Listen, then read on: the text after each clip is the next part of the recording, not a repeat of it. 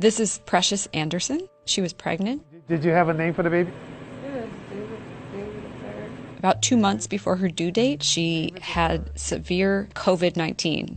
Actually so severe that her baby had to be delivered by C-section to try to save both of their lives. In fact, she couldn't actually visit her baby. There you go, Precious. And then it was amazing because we got to watch her video chat with a nurse who was with her baby. And Precious Anderson got to see her baby, David. Wonderful, right? We actually went to visit him, and he was moving around, he was stretching, pointing his toes like a little dancer. He was so cute. Actually, he tested negative for COVID. At this hospital, 7 of the pregnant women who tested positive for COVID have given birth, and their babies have generally done very well. None of them have been confirmed to have COVID. I'm Sherry Fink. I'm a correspondent at the New York Times. For the past several weeks, Victor Blue, a photographer, and I have been able to spend time at the Brooklyn Hospital Center. And for the story published this week, we spent time with pregnant mothers on maternity and in the intensive care unit. What we're finding out sometimes is that a patient comes in totally asymptomatic and starts to have symptoms in the postpartum area. We had a couple of those over the weekend. Dr. Errol Beyer is the chair of obstetrics and gynecology. And he said that this moment, which should be such a joyful moment in a family's life, bringing new life into the world, that in fact now it's anxiety-provoking. How you doing?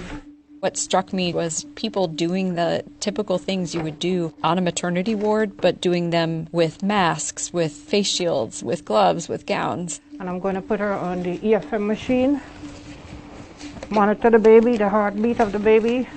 Many of the staff members on the maternity ward and in the neonatal ICU are out sick. So there is a level of fear. Bashari McKenzie was also on the intensive care unit, and she's pregnant, and she got very sick with COVID. She was so afraid, and of course it's really hard because you're alone. You can't have any visitors. I just look at them on my phone every day and just try to pull through. When I met her this Monday, she was so much improved. My 3-year-old daughter keeps me going. And she was able to continue her pregnancy. Your respirations are pretty okay. Okay?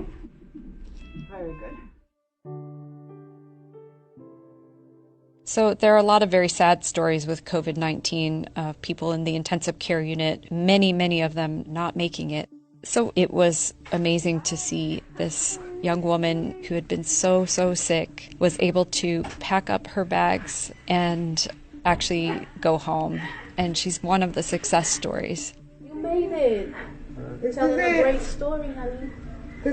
We're proud. You gotta have heart, and you had it, so we're very proud Thank of you for you. allowing us to take care of you.